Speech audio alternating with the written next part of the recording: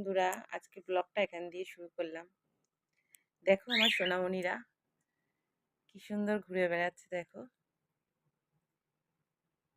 এই যে আমার 3টে সোনামণি। দেখো,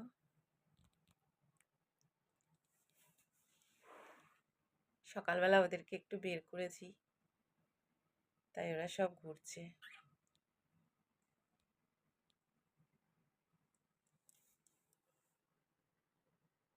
এই যে বাজার আনা হয়ে গেছে, চলো দেখাই বাজার দিয়ে কি কি আনলো।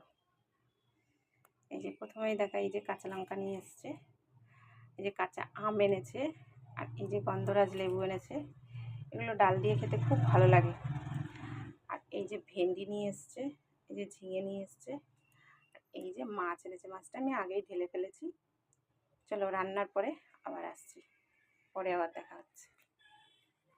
হাই বন্ধুরা, এই যে আমার রান্না কমপ্লিট। এই যে মাছের ঝোল করেছি, অল্প আলু দিয়েছি, দিয়ে অল্প ঝোল ঝোল করেছি।